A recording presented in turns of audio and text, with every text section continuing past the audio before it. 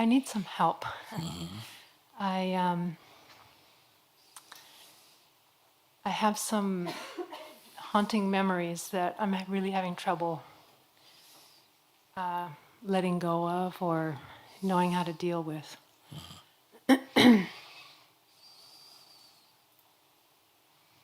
I can get to the place where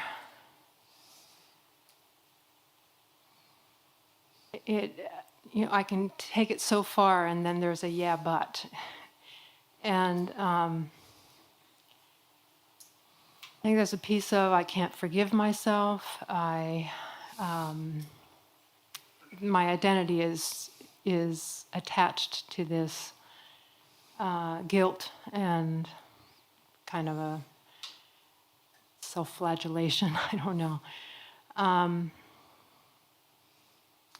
I was a member of a intentional community for about 24 years, and started off pretty good, but over time the group leader got more and more controlling, and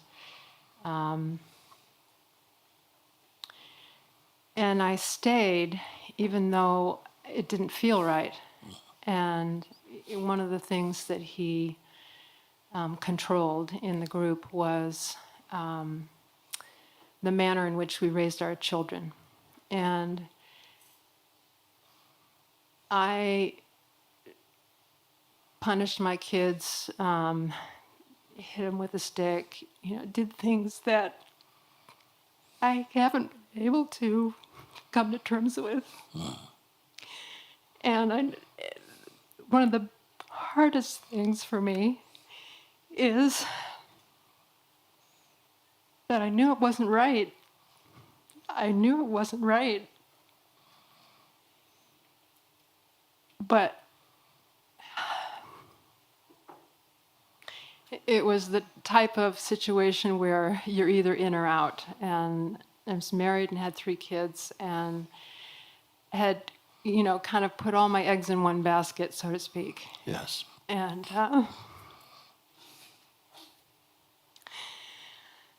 I need some help. Yeah. What is happening now is the tendency is still there. The old regime of thinking is still there. Habits are still there because we are still identified with the person you imagine you still are or used to be. And those memories are seeping through from time to time. But if you pay attention to where you're being guided to now and from now, that all the things you talk about, you're aware of them. You're aware of them as past. You're aware of how they feel presently. You're aware of the memories of them. You're aware that they are not true in this moment anymore, although they bring up pain when they come. Where are you looking at these from? Are you looking at these from a place of the past? Are you now the past? Or are you not looking at the past?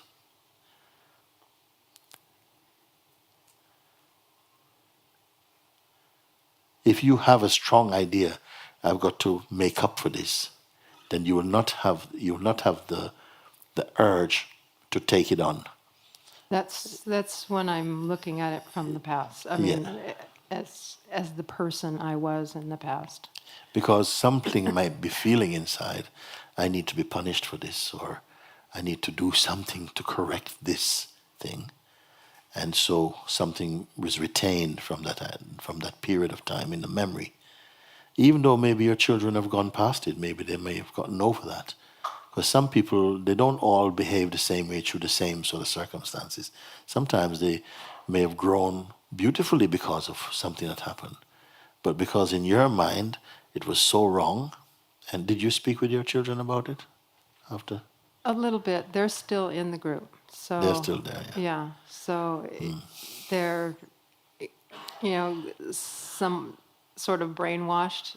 Part of it was I really didn't fit in. I had my own mind, and I would speak my truth, and it was really looked down upon. And I finally left, and I was kind of Banished, pushed aside. I was banished, and so over the years they've gotten the message that, I wasn't a good mother and I was somebody they shouldn't Associate with. associate with, right?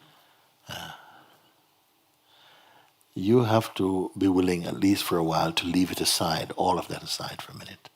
You may go back to that when you're in from a greater place and look at that. But don't try to be taking care of that now when you're here. Try and get the best out of why you're here now.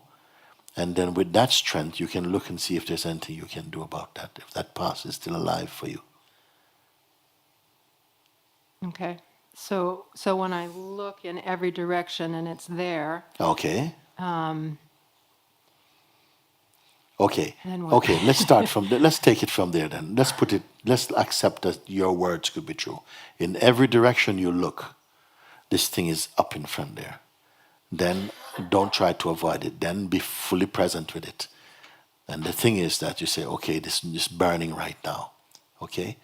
But you who are looking at it, that which is looking at in every direction, okay? Yeah. Are you that thing which you're looking at? No. This is the most important first step to take, Yeah. is to look and see that from where the seeing is arising from, is that place poisoned? Is it contaminated? Because it can sense the sense of contamination, it can sense the sense of the person and the person's pain. But is it a person? No.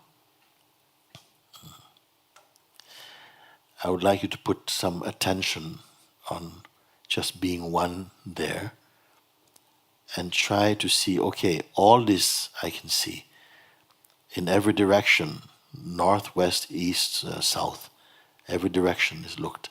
These images are coming. Up, down, they're looking. But that which is looking, is that trapped in the bubble of those feelings?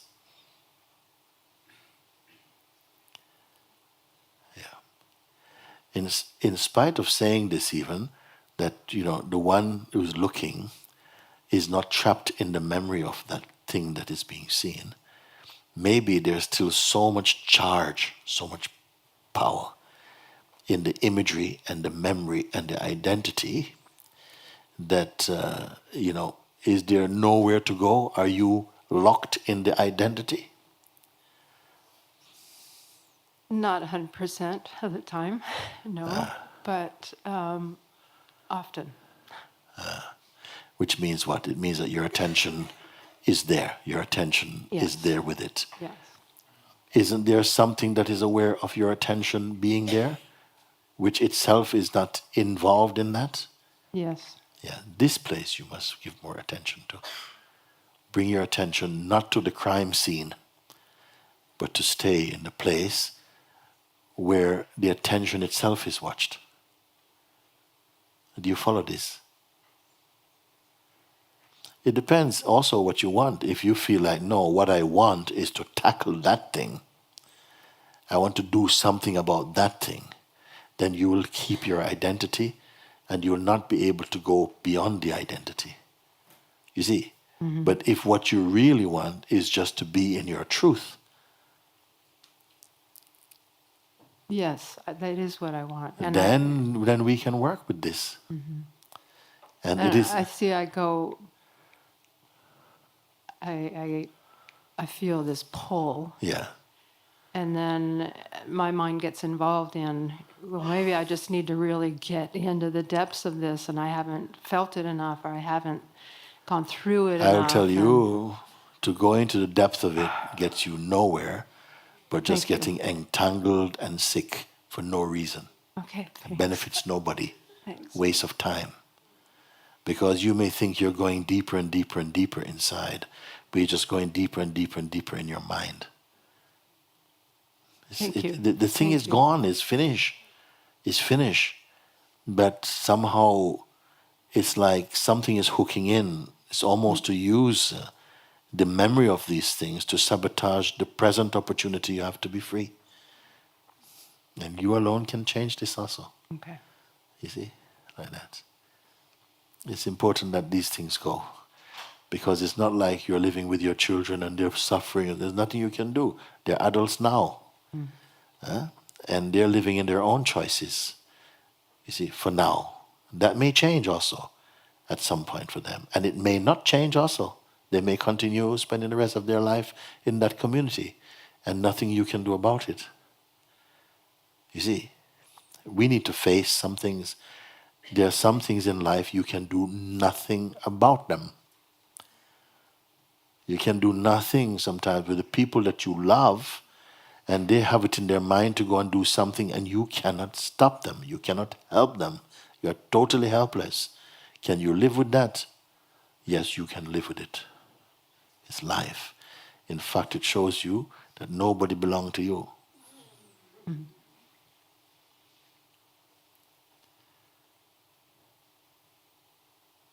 Not even you.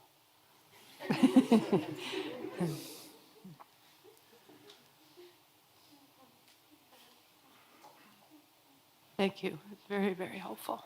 Because these things now, they begin to just blow off. Rather than be a container for suffering, why not be full of freedom? You see, option is with you.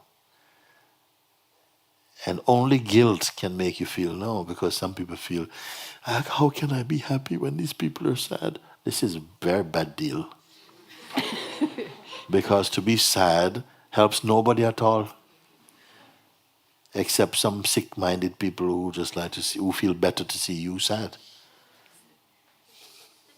So it doesn't, no good at all. And you can forget about God enjoying punishing you for something. This is just another kind of stupidness. It's not like that. So use your full power now, because grace brought you out of that situation, and you're here now also. Big space, fresh air, you're alive, you're healthy, you have a lot to shine, a lot of light and power to shine from your life. Don't waste it on these old memories